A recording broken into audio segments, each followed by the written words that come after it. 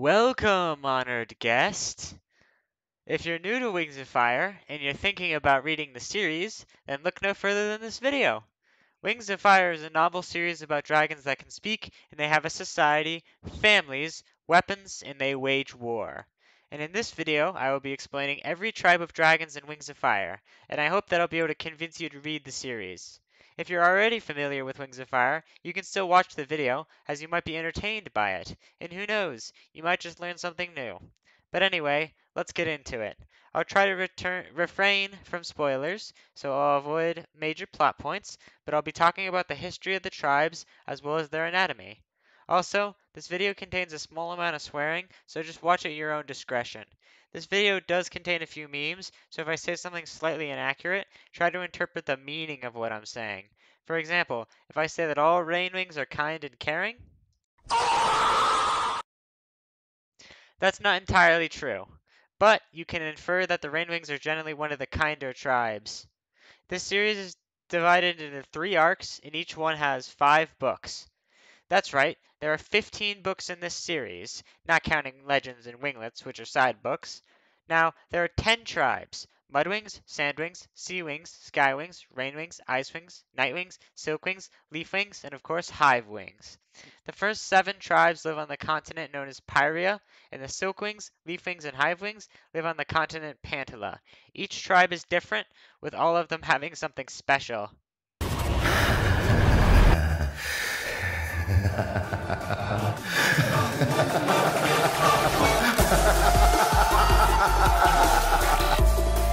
They all have their own queens to rule them, except for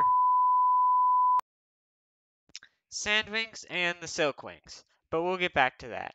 They only have queens, being a matriarchal society, and their queens earn their thrones by killing the queens before them.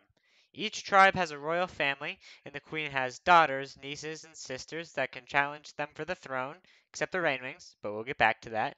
There can be hybrids between 2 dragon types, but those are rare, especially during times of war. Speaking of wars, there are 3 wars that take place in Wings of Fire: the War of Darkstalker, the War of Sandwing Succession, and the Tree Wars. The War of Darkstalker was a war between the Icewings and the Nightwings, which resulted in a catastrophic event that led to the Nightwings fleeing to a volcanic island, where they lived in miserable conditions for 2,000 years. The War of Sandwing Succession takes place 2,000 years after the War of Darkstalker, and it was between the Sandwings, and the Sandwings. But we'll get back to that. There was a prophecy that 5 dragonets would end the war, and those 5 dragonets are the protagonists of the first 5 books. The Tree Wars was between the Hivewings and the Leafwings, and it ended with the destruction of almost every forest on Pantala and the genocide of an entire tribe. But we'll get back to that. Let's jump into it, and let's talk about every dragon tribe in Wings of Fire.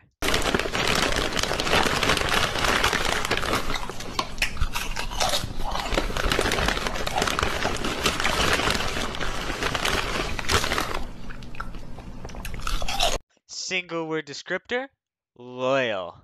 Mudwings are, in my opinion, the least important tribe. Yes, they are relevant to the plot, but they could just be replaced by Skywings and that wouldn't have done much to the plot. The main protagonist of Book 1 is Clay, who is a Mudwing. He's the only Mudwing to be a main character, and he can be used to describe all other Mudwings. He eats a lot, and he's almost always hungry, which is a Mudwing trait. He is the strongest of the protagonists of Arc 1, and strength is a Mudwing trait. Mudwings can also hold their breath for an hour, and they love mud. Who would have guessed it? The Mudwings are led by Queen Moorhen, who is a very protective queen. She always chooses the options that lead to the least dead Mudwings. The Mudwings live with their siblings, and they fight together until the end. The leader of each group is always the biggest, because bigger is better. The biggest one is responsible for the safety of the others, and they are often just as protective as their queens are of her people. Their tribe isn't that complex, but their simplicity is what makes them special. Their simplicity is part of their reason why they are so loved and also why they are so hated.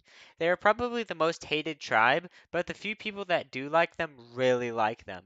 I haven't yet met a person who has them as their middle favorite tribe. You either hate them or you love them, from what I've seen. I'm not trying to form a stereotype, but that's just what I've noticed.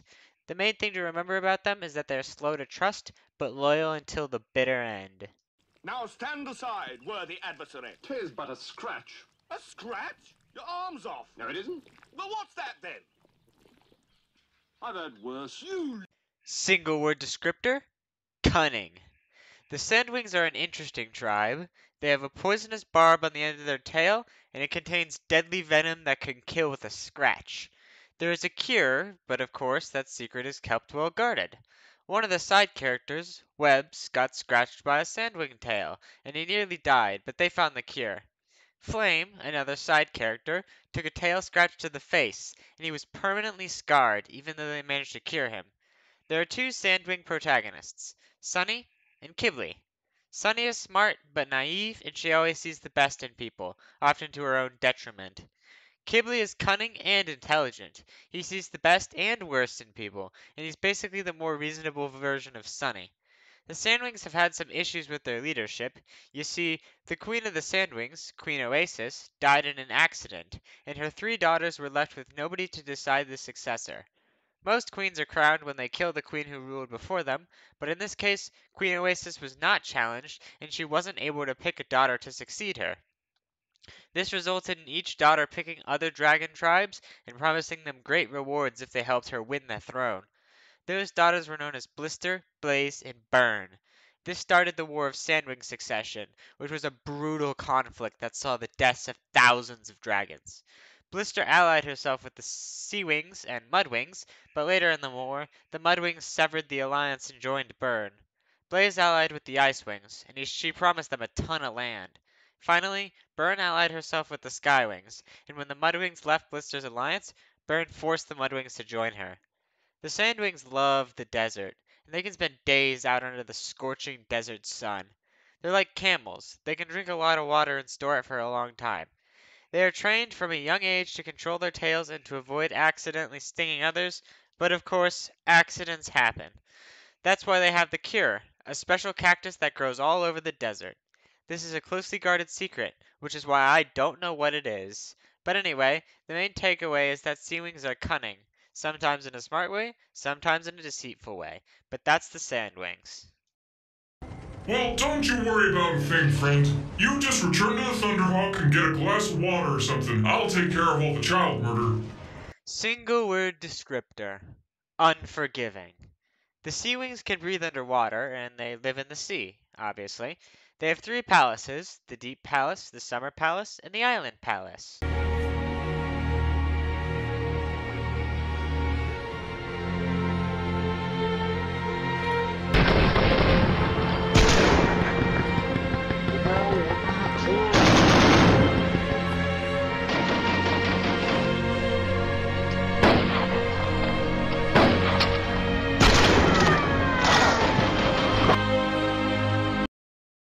What's that? You want me to talk about the Island Palace?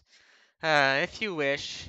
The Island Palace was the site of the Royal Seawing family massacre, which resulted in the deaths of every single member of the royal family, save for two.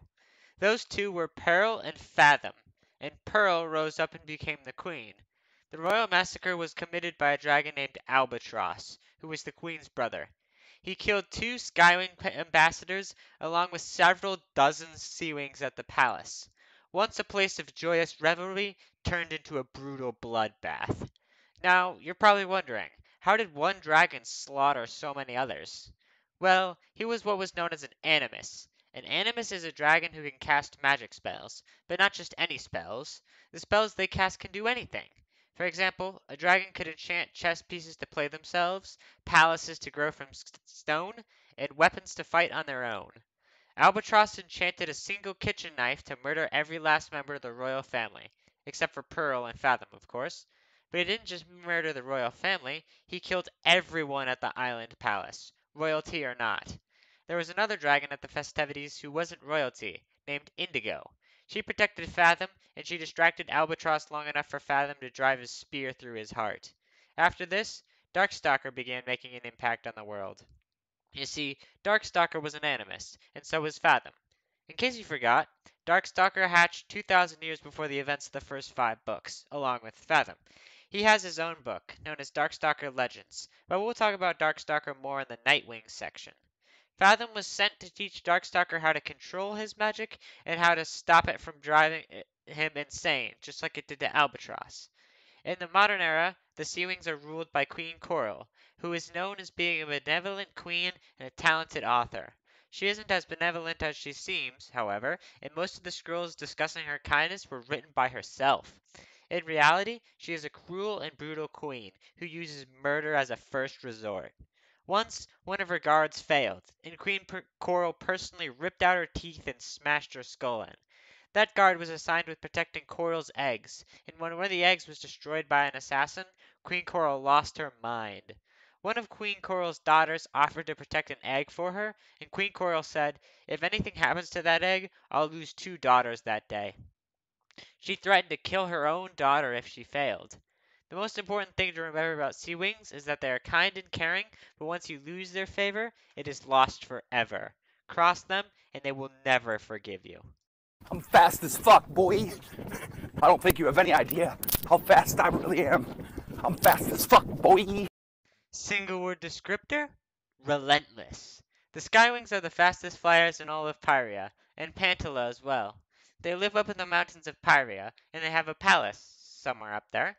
The funny thing about their territory is that they live in the wing of the dragon-shaped continent. Oh, did I forget to mention that the continents the dragons live on are shaped like a dragon? I probably mentioned that, right? Anyway, the Skywings live on the wing, which is fitting because they are the fastest in the sky. The palace is protected by the most well-trained guards in Pyria, and their training is brutal yet effective. Their queen during Book 1 is Queen Scarlet, and she's a great queen. Isn't that right, Pero? In all seriousness, Queen Scarlet is probably the worst of all the Pyrian queens. She captured and tortured dragons from other tribes during the War of Sandwing Succession, and she forced them to kill one another to extend their lives by a couple more miserable days. Once, Hasiwin convinced the other prisoners not to fight, and she punished him by taking away all his water. He went insane, and he became a lot more willing to kill. She captured the Dragonets of Destiny, the dragons who could end the war, and she tried to kill them. But anyone who read Book 1 will know that that didn't go well. Scarlet is a vicious and violent queen who kills her own dragons almost as much as her enemies. She has killed 14 challengers and held her throne for 29 years. The Skywings also have the chance to have a genetic defect known as fire scales. Fire scales are 1 in a million dragons with burning scales. They can melt steel with a touch and kill other dragons with ease. Weapons melt on contact with their scales, and they can walk through fire without, burning to death. Normally, these dragons are thrown from the highest mountain peak in the kingdom, which of course kills them. The only surviving fire scales is Peril, and she serves as the queen's champion in the arena. Peril was part of a twin egg, and the other dragon in the egg had no fire at all.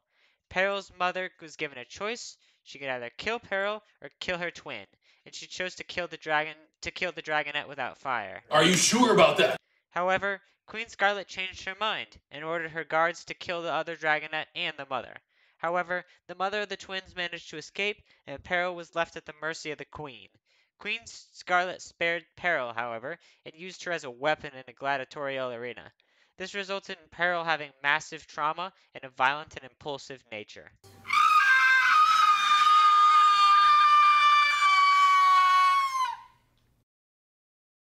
Anyway, the main takeaway is the Skywings are aggressive and violent, but once you earn their loyalty, they'll follow you down into hell itself. It could be in this very room. It could be you. It could be me. It could even be... Single word descriptor? Peaceful. The Rainwings are a peaceful tribe, and they live in the rainforest, feasting upon an abundance of fruits. They never eat meat, and they despise hunting. They keep sloths as pets, and they hold all life in the highest esteem. They are very peaceful, and they don't get involved in any wars. They didn't take sides in the War of Sandwing's Succession, but they did protect the Dragonets of Destiny when they came seeking safe haven. None of the Rainwings want to be queen, so there are never any challengers to the throne, except in the case of... The Rainwing Queens are all volunteers, and they sometimes have multiple queens at once, who all take turns. When the Dragonets arrive, there are 6 queens taking turns. The first queen is Queen Grandeur, who is the rightful owner of the throne. She was the one who came up with the idea of sharing the throne with the other Rainwings. Then there's Queen Dazzling, who is the most well-known queen. All the non-Rainwings think she's the only queen, up until the point where the Rainwings get more involved in the outside world, which was caused by... The other queens are Queen Magnificent, the queen who was in charge when the Dragonets showed up, Queen Exquisite, Queen Splendor, who went missing a few months before the Dragonets came, and finally, the greatest of the queens, Queen Fruitbat. I'm not kidding, that's her name. The Rainwings are generally peaceful, but they do have a way of defending themselves. They typically use sleeping darts and blowguns to knock out intruders. It's made from a special type of frog that, let's say, you wouldn't want to lick, and they take effect in seconds and last for hours. The Rainwings have plenty of these darts, as well as nets to capture the dragons they put to sleep. They aren't fast flyers, but they can glide very well. They aren't very strong, but they are quite agile. They have scales that can change colors, just like chameleons, but they can use them to completely disguise themselves in with the environment, or they can pretend to be another tribe by mimicking their colors. They're just like the spy from Team Fortress 2, and I love them for it. They also possess a secret weapon, but I'll let you read about it yourself. The main thing to remember is they are slow to anger and very peaceful, but if they wanted to, they could mess you up, so try to avoid conflict with them. Oh my God, who touched Sasha? All right. Who touched my gun? Single word descriptor, resentful. The Icewings keep to themselves, rarely leaving their home in the frozen north, but when they do it to go to war. The Icewings hold a grudge against the Nightwings because the Nightwings kidnapped their only Animus dragon. I don't think this counts as a spoiler because it happens in the prologue of Darkstalker Legends, but he came willingly. It was because he fell in love with the Nightwing who was sent to negotiate with the Icewings, and they ran off together, eventually having a son. That son was Darkstalker, and he went on to be the bane of the Icewings across the continent. Darkstalker created a magical plague that killed 20 Icewings before they found a cure, and he enchanted a knife to murder Icewings every full moon for a year and leave signs near their bodies, telling them that he was coming to kill them all. He was so incredibly terrifying, the Icewings were still terrified of him 2,000 years later. He became the boogeyman of Wings of Fire, and rightfully so. Anyways, back to the Icewings. They have a ranking system known as the Gift of Order. This ranking system is a wall with 7 circles and the names of every Icewing on it, assuming they were still alive. The higher you were in the circles, the better of a person you were in their eyes. Pretty much every Icewing hates the wall because of the anxiety and stress it causes, but it's tradition, so they can't just smash it to pieces. The Icewings are big into tradition. They follow strict rules that have been in place for thousands of years, and they don't allow any sort of change. I should probably talk about their biology before I forget. The Icewings don't have fire. Rather, they exhale a burst of freezing mist, which I'm assuming is liquid nitrogen. They have blue blood, which is strange, but okay. They have razor-sharp claws, which are serrated to help them grip on slippery ice, and kill people too. Anyways, they hate pretty much every other tribe, but they especially loathe the Nightwings. They actually captured the dragon who kidnapped their Animus, and they tortured her using their magic. They trapped her in a cave that brings her back to life every time she dies, and they killed her several hundred times, which is super dark if you ask me. The main takeaway is, the Icewings will hate you no matter who you are, but if you're a Nightwing, run. Oh, hello there. I didn't see you walk in. I was busy watching random unprotected security cameras. Single word descriptor? Proud. The Nightwings are the most prideful of all the tribes, except perhaps the Hivewings. They have jet black scales with white shiny scales on the underside of their wings. Imagine this. You're just minding your own business in the middle of the night when suddenly the night sky falls on you and drives a blade into your neck. The Nightwings have the ability to breathe fire, and some of them can read minds, see the future, or both. They love secrets, not just their own. They spy on others, and they meddle in the affairs of all the other tribes. Nightwings are prophets, spies, liars, assassins. Their queen is Queen Battlewinner during books 1 through 4, but they got a new queen named... Most Nightwings are loyal to their queen, but there's 2 notable exceptions. Those two Nightwings are Darkstalker and Deathbringer. Let's start with Darkstalker. We already talked about him, so I'll make it quick. He enchanted a dragon to rip out their own guts on a stage in front of the entire tribe. Who was this dragon? Well, let's just say it's a bit of a spoiler. However, now it's time to talk about my favorite dragon in the entire series, Deathbringer. Deathbringer is an assassin, and he is very good at what he does. He is a master of stealth and a courier of doom. He kills generals, politicians, queens. He is incredibly strong and fast, as well as skilled and stealthy. He doesn't need armor. He's covered by darkness. Rumor has it he was only touched by a blade 3 times in his entire career. 2 times were accidental minor scratches on his talon, both inflicted by the same person. However, the 3rd time he has ever been cut was by the love of his life. It's kind of a long story, and it contains a lot of spoilers, but if you know what I'm talking about, well, you know what I'm talking about. He lived, by the way. The cut inflicted by his future lover wasn't fatal, just so you know. The Nightwings live on an island off the coast of Pyria, and it is a horrible place. There's a volcano that spews black smoke into the sky, making breathing difficult. The island is very hot and smoky, and makes everyone who lives there miserable. The main thing to remember about the Nightwings is that they always lie. Except Deathbringer. He's a good boy. Seriously though, Deathbringer, despite being an assassin, is probably the most honest dragon in the entire series. It's weird, but I like it.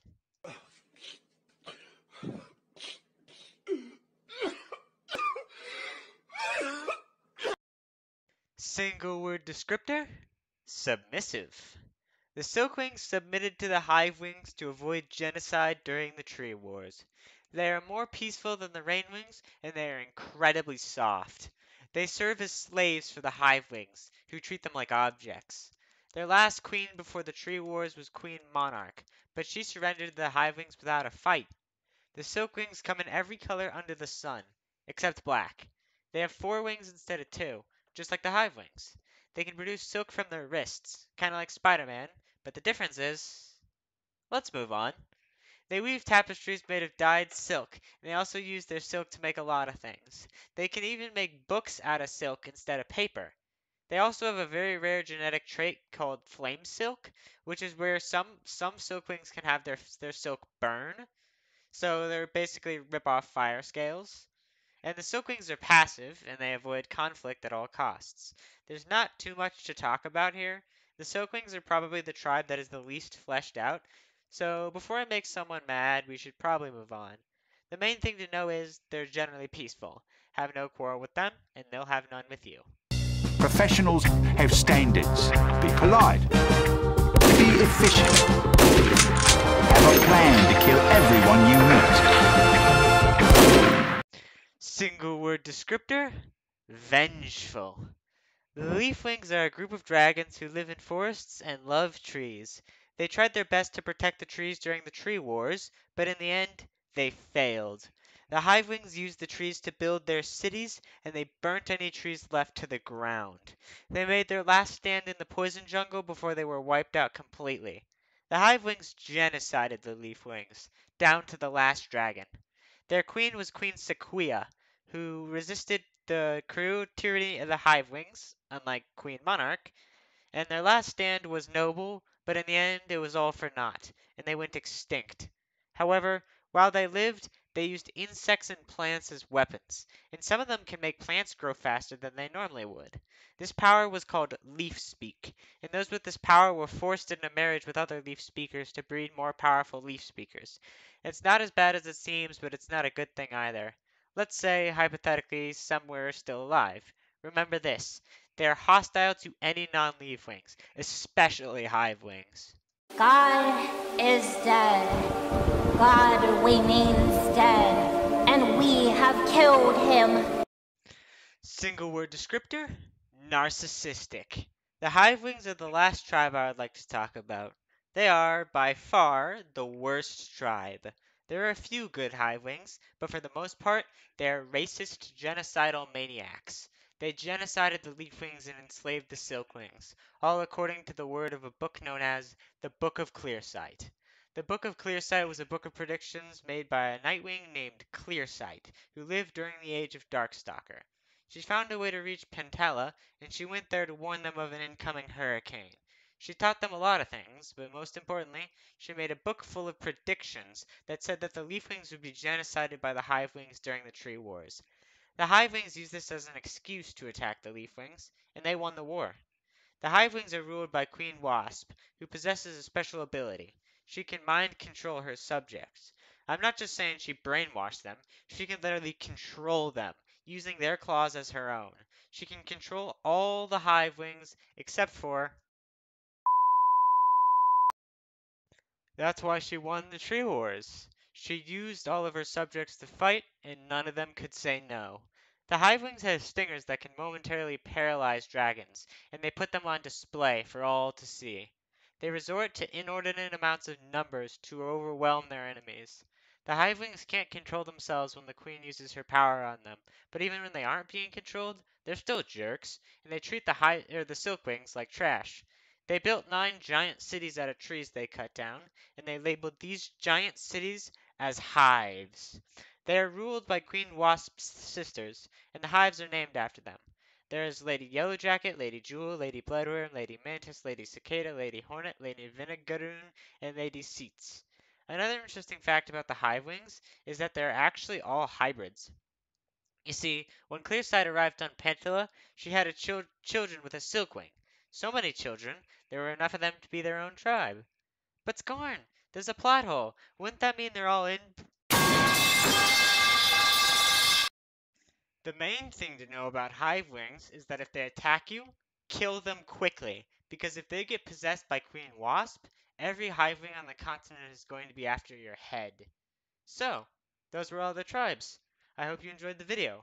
Make sure to like and subscribe and comment your favorite tribe down below. I'll see you guys. Wait! What's your favorite tribe, Scorn? Well, I myself am a hybrid between a Nightwing and a Skywing. My third favorite tribe is the Skywings, my second favorite is the Rainwings, and my first favorite is the Nightwings. So you have my answer, and I hope you're satisfied with my video. I'll see you guys next time.